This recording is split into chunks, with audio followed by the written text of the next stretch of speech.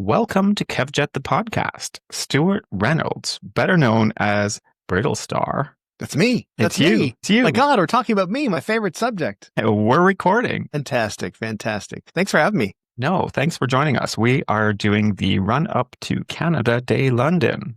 It's super exciting. I mean, I'm a fan of Canada, being Canadian, and I'm a fan of London. Amazing. Have you ever attended the Trafalgar Square Festival? I haven't. No, I haven't. So I'm really excited for this year to be there for the first time and sort of take in the whole vibe of the place. And I mean, I love Trafalgar Square. It's great. I've been to Canada House a number of times, and it'll just be cool to see. 'Cause I think that one of the things is, there's a Spirit of the West, which is a Canadian band, of course. They have a song, "There's no more Scots than the Scots abroad." And I feel it's much the same for Canadians. There's no more Canadians than Canadians abroad. So I think it'll be fun. It's just amazing. It's just to have the whole square filled with Canadians, filled with everybody, really, because as people walk by, they say, "What the hell's going on?" It's great vibes, and everybody joins in. Why is everyone apologizing to each other all the time? Exactly. And why does it smell like maple syrup everywhere? It's not a bad thing. No, it's not a bad thing at all. And poutine, and people who have never experienced that are usually very confused, but they leave with a smile on their face. With delighted in a full belly. So that's good. Exactly. So how did you hear about Canada Day, and how did you get involved? I was aware that there was an event that happened in Trafalgar Square. So that was sort of piqued my interest. And I remember looking around online to sort of find more information about it, and then ended up connecting with John Baldwin, who is, of course, the organizer. He sort of filled me in some more details. And I was like, wow, this sounds like a really cool, fun thing to do. As I mentioned earlier, I'm a fan of London. I've been to London a lot in the past few years, for sure, because of book releases and all that kind of stuff. And I have another book release coming up on June 24th, and it comes out in the UK the same day, which is exciting. And so I thought, well, this would be a cool opportunity to kind of really take advantage of the fact that I'll be there for that anyway. And then I can, really fully have the full Canadian British experience. Exactly. It's a great day. I'm telling you that. And we're more than happy to have you there. The more, the merrier. Exactly. Build a bigger table, as they say. Exactly. So you talk about coming to London. I think we have to kind of mention your mom. Do we have to? Okay, fine. For those of you who don't know, my mother, Bet Reynolds, Bette, but pronounced Bet like Bette Midler. She was on The Voice UK last season, and she performed her version of Sugar Hill Gang's Rapper's Delight, instead of hip hop, hippie to the hippie, and brought the house down. And ended up getting a chair turn from the McFly guys, Dan Jones and Tom Fletcher, and ended up going to Liverpool after that for another episode, did a version of Heard It Through the Grapevine. And then that first episode, though, of The Voice UK was crazy, because I said to her the whole year, it was filmed earlier in the year in February, March, and April of last year. And it was really an amazing experience for her. They treated her so well. I was there for all of it. And I remember saying to her, when this thing comes out, you're going to be like, people are going to pay attention, because it's unusual to have a 76-year-old woman rapping just by herself on stage. And sure enough, she ended up doing like 13 media interviews in Britain. Every channel in Britain did an interview with her, basically, and every paper did an interview with her. So she got lots and lots of attention, and she's been largely unbearable since. Any rap album that we should be looking out for? I'll tell you, she did a bunch of songs, because they actually contacted us and said, would your mom be interested in doing this? This was like the August of 2023, so ages ago.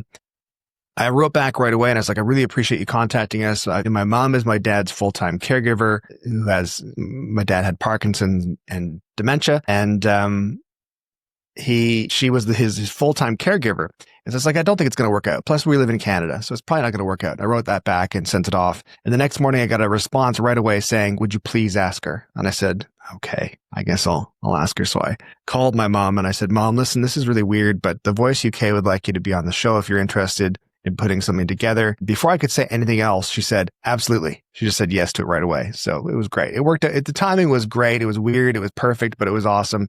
My dad actually had died on the 25th of January, and 4 weeks to the day later, my mom was on stage singing a duet with will.i.am. So life is weird. Life is weird. Weird and wonderful. That's right. Weird and wonderful. We need to talk about explaining Canada Day to Americans, because especially since you're going to be joining us for Canada Day in London, how would you explain Canada Day to Americans today? It's difficult to say Canada Day, isn't it? It is. I can't do it. So this is, I did a video in 2017 called Explaining Canada Day to Americans, as you mentioned. And, I wrote that script as sort of like, I thought, oh, I should do something for Canada Day. I wrote the script and I ended up shopping it around to a bunch of agencies and places just in case there was interest, some sort of dynamic Canadian brand would be like, yes, let's do this. It'd be amazing. And one agency got back to me, a large agency, and said, would you be interested in doing this script, but just modifying it just a little bit for a KFC ad, for a Kentucky Fried Chicken ad? And I said, the K stands for Kentucky, right? And they said, yes, we understand that. We absolutely understand that. But they said, Colonel Sanders lived in Canada. And Colonel Sanders, of course, for those of you who don't know, is the man in the white suit with the goatee and beard and all that kind of stuff and the bolo tie and the mascot, as it were, of KFC. And he lived in Mississauga, Ontario from 1965 to 1980. He essentially died in Mississauga. And as I've said repeatedly, there's very few things you can do that are more Canadian than dying in Mississauga. So he's essentially an honorary Canadian. So we did the video, and the video ended up getting about 65 million views. It beat Nike by 10 million views. It was the biggest branded video in the world. It was all filmed in my backyard. I played the role of Canada, and then across the fence, my neighbor America was also played by me without my glasses, master of disguise, and a slightly, apparently North Carolina accent, I've been told, is what I did. So we'll see. Canada Day. And yeah, it's just basically Canada Day. Sort of to explain it is, I mean, in the video, the American character says, like, what do you have to celebrate? We've got eagles and freedom. What do you have? And Canada, me, says, well, listen, we've got a bunch of great stuff. We've got universal health care. We've got the metric system, but everybody has that. We've got, butter tarts. We've got poutine. We've got bagged milk in some places, not everywhere, but bagged milk in some places. And just the quirkiness of Canada and being Canadian, because we're not really that self-congratulatory. We're not really that sort of boosting all the time, though that's changed of late, which is nice to see. But yeah, it's important for us to pause and go, wait a minute, things are pretty good. Things are pretty good in Canada. How would you update that version for today? Because a lot has changed since that. I think the American character would just be apologizing to the Canadian character constantly, which is what I get online all the time from all the Americans online. Where it's like, we're so sorry. We're so sorry. Or they say they're so sorry. So sorry. It probably would be a version that we probably wouldn't even be able to play on TV. Exactly. What do you think of the new Pope? It's an American Pope.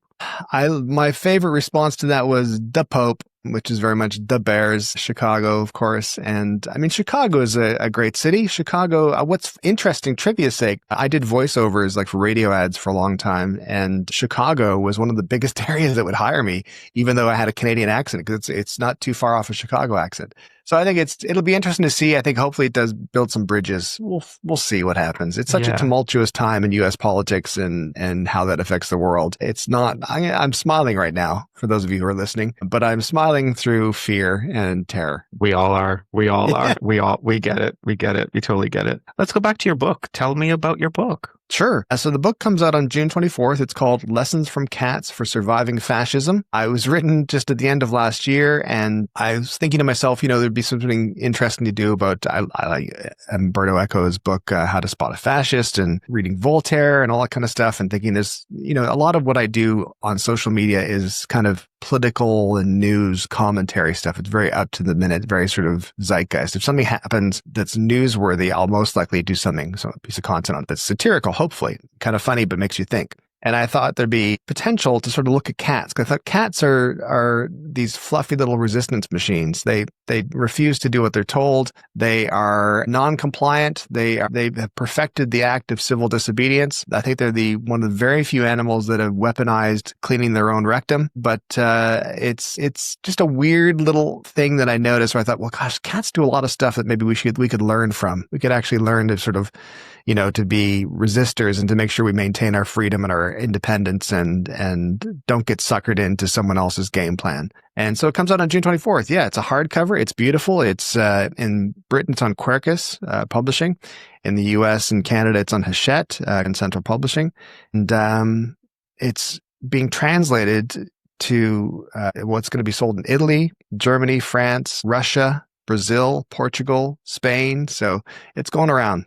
It's going to be a thing. It's a thing. I can't wait to read it. It's a short read.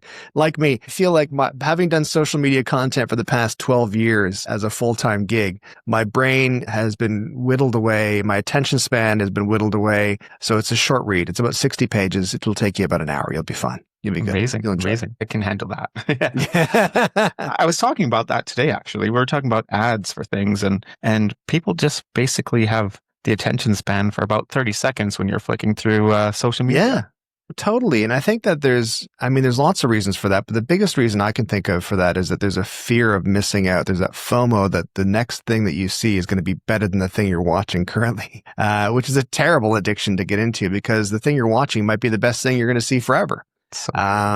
So you kind of have to be very diligent with your time and very aware of that. But at the same time, I get it. It's when something happens, I'm constantly pulling down to refresh on social media sites or news sites. What's happening? What's the latest update? What's the latest update? And to be honest, for most idiots like me, it doesn't matter what the latest update is. Just read tomorrow's news. You'll be fine. Do you do all the platforms? I do think there's like Twitch. I don't. I did do Twitch, but I do pretty much every other platform. Yeah. I was even on Musical.ly, which was TikTok before it was TikTok. So yeah, one of the things I learned quickly about doing social media as a career was to secure your brand on every platform you can, because you don't want to build a brand on one platform and then that platform goes under and then you're left high and dry. Someone else got your username or whatever. I used to have 1.2 million followers on Vine, the app, and then it just disappeared. They all just went poof. So it's good to be platform agnostic, but to be everywhere at the same time. Did you find it difficult to kind of get everybody back onto a different platform? Yeah, it is. It's people are set in their ways. There has to be a seismic shift to push people off of a platform, and certainly off of a platform onto a different platform. It's like I said, people are set in their ways. People build habits, and it's hard to break those habits. I think the really good example of that is Twitter, or X currently right now, where there's lots of people who are like, I got to get out of Twitter. And I agree with that. I think Twitter kind of lost me when the head of Twitter did the Nazi salute. That was not that great for me. That was a red line for me. But at the same time, it's really difficult because there's people have built up habits, and just there's stuff that's happening on Twitter that's not happening anywhere else still, even on Blue Sky, and Blue Sky is growing rapidly. Yeah, no, I think it was difficult to get people to move over. But one of the things I also was taught when I started my social media career, and for those listening, I'm air quoting that because not everyone agrees it's a career. It's just good luck, I guess. But one of the things I was taught early on, I did a video called Put Your Finger on the Screen, which was my first big viral video. You put your finger on the screen in Vine, you moved your finger up and down, and it looked like you were affecting the video. So I was like spilling drinks, things were knocking over, lights were going on and off, all that kind of stuff. And it blew up and it got really, really huge, like really huge. And within 24 hours, I think I'd gained 100,000 followers. It was like life altering for us and for our family.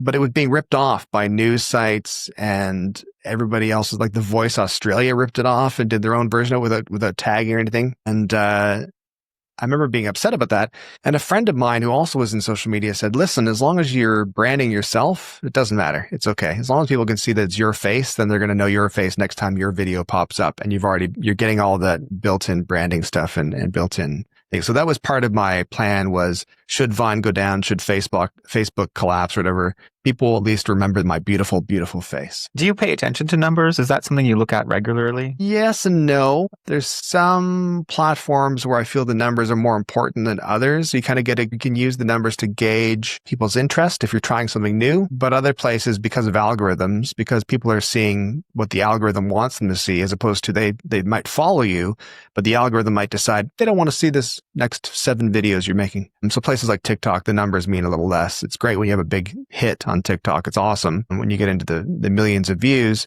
but then you can also have a run of 3 videos right after that with like 200 views each. And it doesn't mean that the videos are bad. It just means they didn't fit the algorithm that day. That's it. Yeah, it's bizarre. I can't bizarre. Figure out TikTok at all.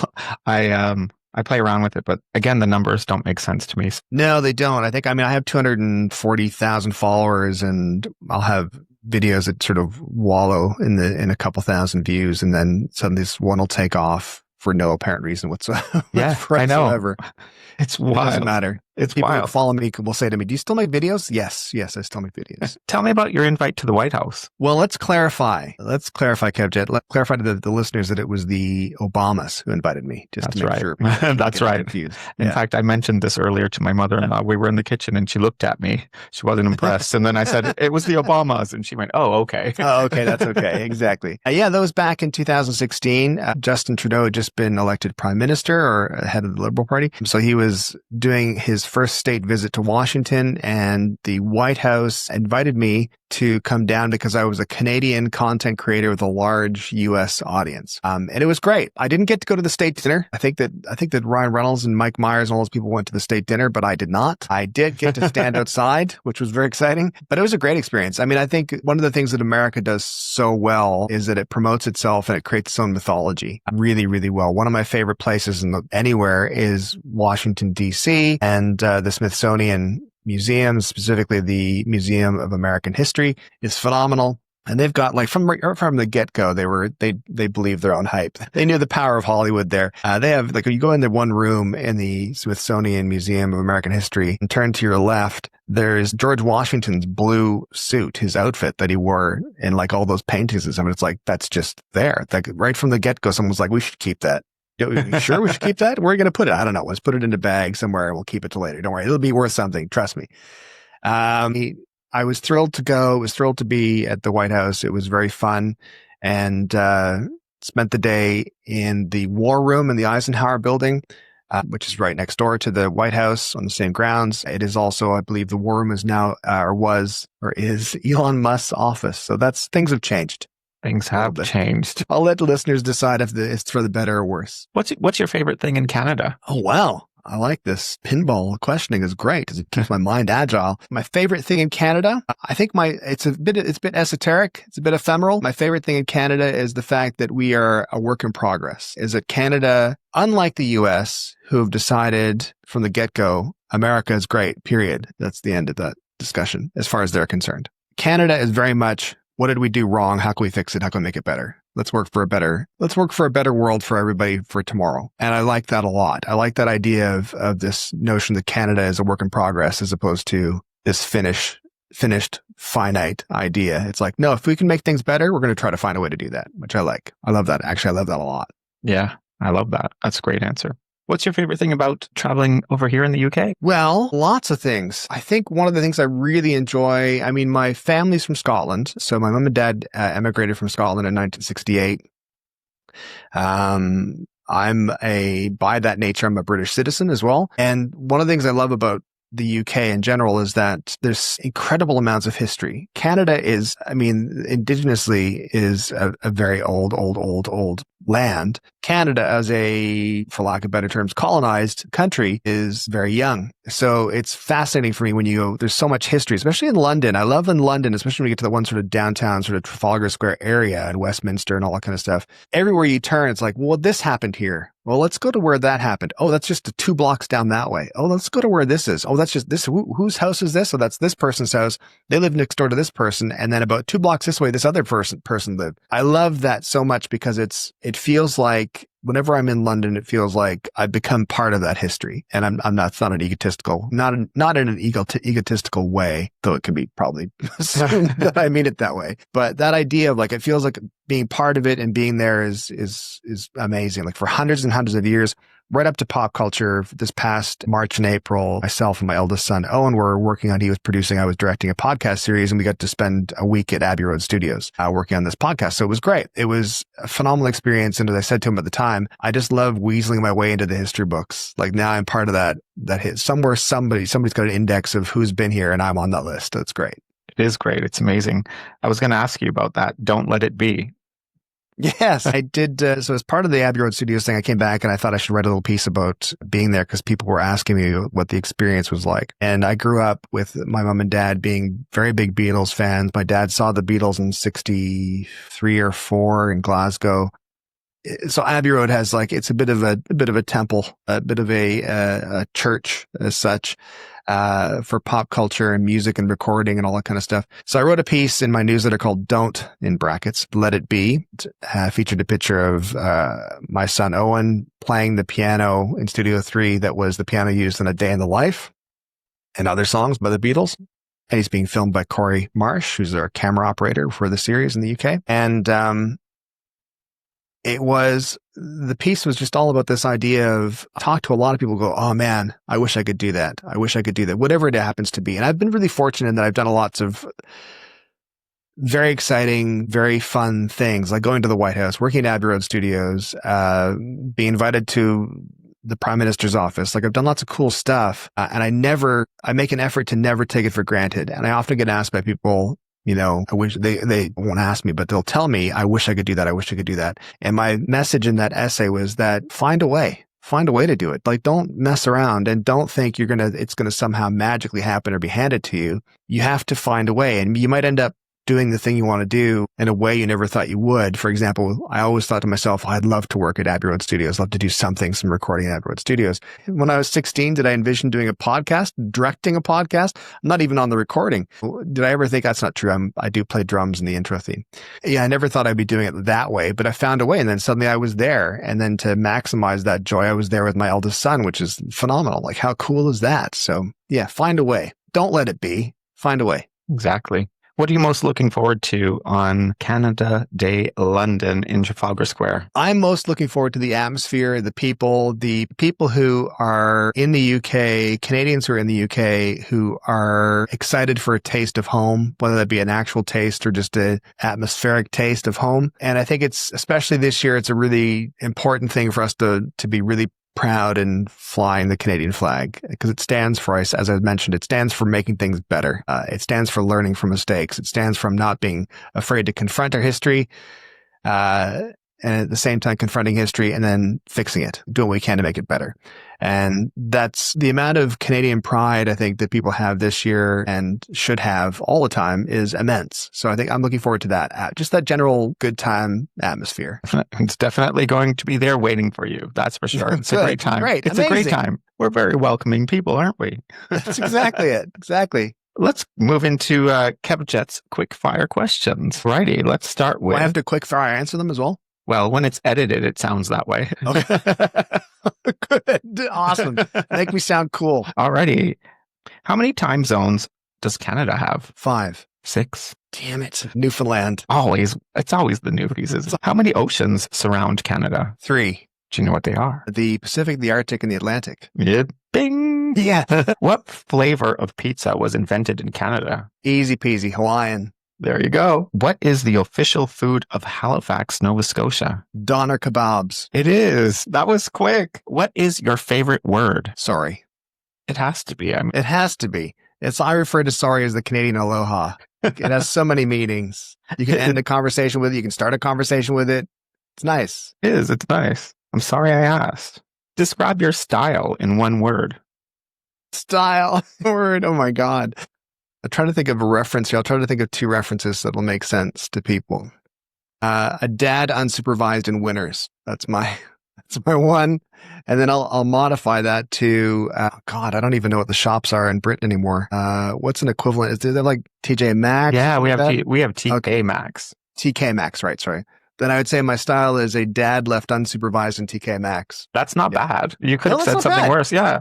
You can get a lot of good stuff in winters in TK Maxx. I love TK Maxx. So there you Yeah. go. Love it. Let's go with what never fails to make you laugh. It fails to make me laugh. That's a tough question. I once rode from Calgary to Banff to the World Media Conference with a friend of mine who's a comedian, and he is incredibly funny. So there was a lot of pressure on me to make him laugh, I felt. It was self-imposed pressure. And I thought, I need to make this guy laugh. So I was spitting jokes for an hour and 45 minutes nonstop. Look at those mountains, another joke. Look at those mountains, another joke. Just spitting jokes and and they're all gold. Okay, they weren't all gold, but they were all gold adjacent or gold plated at the very least. And he didn't crack a smile once. We got to Banff and I said, listen, man, I've been spitting jokes at you all this entire ride. They're all hilarious. They're all funny. You haven't even laughed once. And he said, I know too many people to start laughing. Too many funny people to start laughing. I was like, fair enough. Okay. Whoa. So that's kind of how I feel. There's so many things that make me laugh all the time. I mean, there's so many things I find fantastic. I mean, I grew up watching SCTV, Second City Television, with Joe Flaherty and Dave Thomas and Andrea Martin, Catherine O'Hara, all that kind of stuff. Eugene Levy. There's always something like that makes me laugh tremendously. I'm trying to think of a better answer than this. I think what always makes me laugh is, just cut that together into one sentence. I think what always makes me laugh is, I'll give you a sweet one. I think what always makes me laugh is seeing people enjoy themselves and being caught off guard. What always makes me laugh is seeing people being caught off guard, enjoying themselves. That always makes me laugh. I think it's like they've given themselves permission to have fun. And that's a joyous kind of laughter, which I like a lot. Great answer. What do you wish you had learned sooner? French. My wife is bilingual. My sons are bilingual.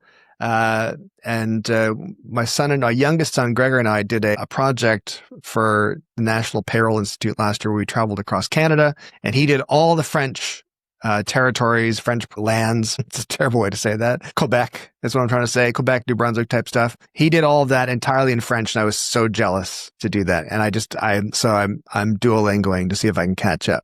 So, what's your secret weapon to surviving long meetings? My secret weapon to surviving long meetings is, I'm trying to think back to a long, terrible meeting. My secret weapon to surviving long meetings is to make sure I've gone to the bathroom at least twice before the meeting. That's the key. That's good advice, Otherwise, actually. Yeah, you gotta drain that tank entirely because it'll come back to haunt you. Great advice. What skill do you wish you had, but you don't? Carpentry. That's based on the fact that I built our deck in our house here about 15 years ago, maybe roughly, and none of the corners line up at all. Do they have to? Well, as far as I was concerned, after I was done and spent 3 days, no, absolutely not. Absolutely not.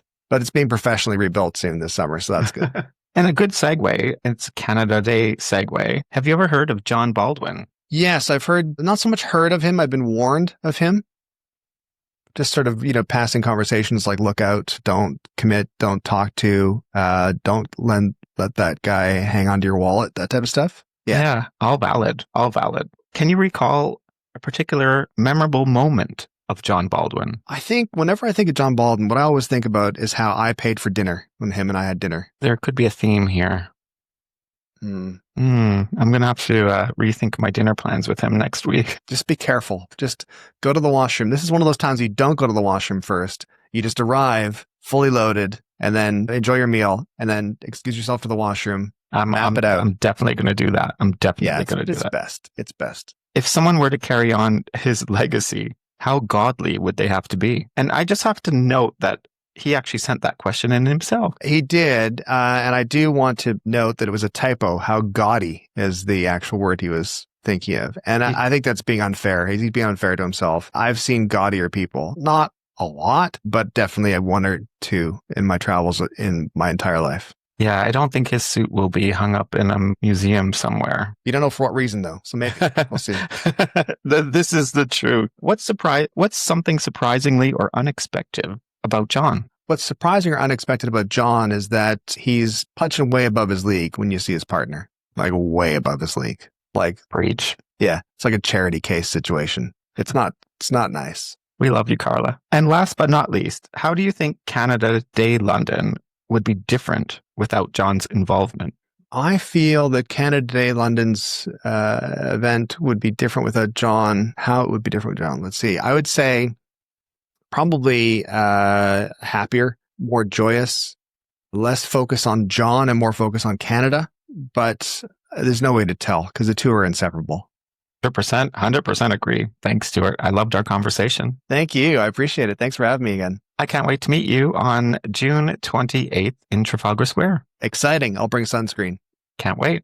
Well, you're hoping for the best there. You are coming to London. That's true. I've lucked out every other trip to London, so I've got my fingers crossed. We'll see. It's been beautiful days every time, so let's hope that it continues. I know. I'm knocking. Thanks for this conversation. I'll see you on the 28th. Sounds great. Thanks, Kevjet.